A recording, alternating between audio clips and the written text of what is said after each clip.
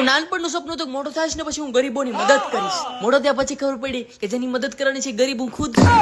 બોલો 5 રૂપિયાની ચા હોતે આપણે ઉધારીમાં પીતા હોય તો મદદ કઈ રીતે કરી? મારો તો પહેલી વાર પગાર હાથમાં આવ્યો તો મારા આંખમાં જળજળી આવી ગયા હતા. મારા પૈસા અને મારા મિત્રો એનું વેકેશન પ્લાન કરતા હોય ગોવા, મનાલી, હિલ સ્ટેશન, કાશ્મીર. અને અમારા લોકોનું વેકેશન મામાનું ઘર, માસીનું ઘર, ભાઈનું ઘર, ફુવાનું ઘર, કાકાનું ઘર, દાદીનું ઘર. મેં કીધું પપ્પા દર વખતે બધા હગાવાલા ઘરે જાય ક્યાંક બહાર ફરવા લઈ જાઓ. મારા દોસ્તાર બધા હિલ સ્ટેશન જાય, પહાડોમાં જાય, દરિયા કાંઠે જાય. તો પપ્પા મને લઈ ગયા જુનાગઢ, ગિરનાર. એ લોકોને મજા આવતી હોય ગોવા અને મનાલીમાં, પણ એક મિડલ ક્લાસ છોકરાને મજા આવે બગદાણા, ભગુડા, ચોટીલા, વીરપુર, જુનાગઢ, સોમનાથ, તુલસી શ્યામ, દરિયા કાંઠો જોતો હોય તો અમારું દીવ તો છે જ.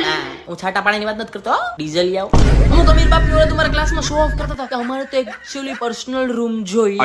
તારે મેં કીધું મને તો ઘરમાં રાખે જ મોટી વાત છે. કેવું નહીં આપણે બધા આપણની પ્રાઇવસી ડિસર્વ કરીએ છીએ. મેં કીધું મને મારી ઓકાત ખબર છે, હું ડિઝર્વ કરું છું 3 ટાઈમ ખાવાનું. ઈ લોકો મને આપે છે, એનાથી વધારે એક્સપેક્ટ કરી છું તો ઘરની બહાર કાઢી મૂકશે હે ને. અમને રાખે જ મોટી વાત છે. ગર્લફ્રેન્ડ તો મારી કાયલ બની જાય પણ હું ગર્લફ્રેન્ડ ને અફોર્ડ નથી કરી શકતો. હા મતલબ ઈ સ્ટારબક્સ માં જવા વાળી 5 રૂપિયાની ચા પીવા વાળા જામે ભેગું ન થાય. અમને બી ફેશનેબલ છોકરીઓ ગમે જ છે, પણ એકચ્યુઅલી માં શું થાય ને કપડા જોઈને અને ભાષા સાંભળીને એકચ્યુઅલી અમને ખબર પડી જાય કે આપણી ઓકાત ની બહાર છે. એને કેન્ડલ લાઇટ ડિનર જોઈને આપણે લારી ઉભા ઉભા મંચુરિયમ ખાવા વાળા, એને બ્રાન્ડેડ કપડા જોઈને આપણે રવિવારી માંથી કપડા લેવા વાળા, એને બેંક બેલેન્સ જોઈએ ને આપણે મોબાઈલ માં બેલેન્સ ના ફાફા હોય, એના કપડા ફાટેલા હોય તો ફેશન, આપડા ફાટેલા હોય તો છપરી. એને જસ્ટિન બાઈબર ગમે ને આપણને જિગ્નેશ કરી.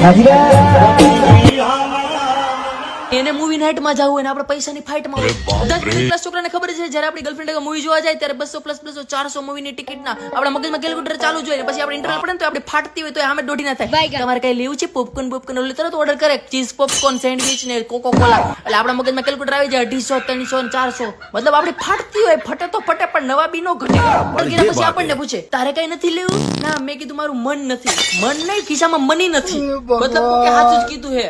નક્કી રાખજો માલ હે તો મોહબ્બત હે. પણ અમુક જલસા પૈસા વગર જ થાય. રાત અડધી રાત સુધી તમારા મિત્રો સાથે રોડ પર બેસવું, પૈસા સોલ્જરીમાં ભેગા કરીને વાડીએ ભજીયાનો પ્રોગ્રામ કરવો, અને ખિસ્સા ખાલી હોય તો આપણા ફ્રેન્ડ આપણને એમ જ કે હાલ ને ભાઈ તારો ભાઈ બેઠો હે ને. જે લોકો ડાન્સ ક્લબમાં વાઇબ કરતા હોય ને ગણપતિના ડાન્સની મજા ન ખબર હોય, જે લોકો 5 સ્ટાર હોટલમાં જમતા હોય ને એને ભંડારાનો સ્વાદ ન ખબર હોય. પૈસા હાથનો મેલ હે આઈ નો. હું રોજ નાઈ લઉં કેમ કે હું હુઘરો નથી, અને અમે પૈસા હાટુથી શરીર ગંધાતું હોય સારું થોડું લાગે. એ લોકો જીવતા હોય LIC ના ભરોસે, મેડિક્લેમ ના ભરોસે, ને આપણે જીવતા હોય રામ ભરોસે. મતલબ એ લોકો બહાર જાય તો ઘરમાં તાળું નથી મારતા, ઘરમાં શેર હું લઈ જાય. એક દિવસ ખાલી રસ્તા ઉપર પાટનો સિક્કો મળી ગયો તો મારી આંખમાં આહુડા આવી ગયા હતા. મારું હૈયું ભરાઈ ગયું હતું. કેટલા બધા પૈસા એક હારે મારા હાથમાં ક્યાંથી આવી ગયા. અને ગરીબ ભલે છે પણ અમારી પણ ઘણી શાખા છે. અમારા સપના સામે સોનાના મહેલો પણ ઝાંખા. જલસા તો અમે પણ કરશું પણ હમણાં પૈસાના થોડા ફાફા છે.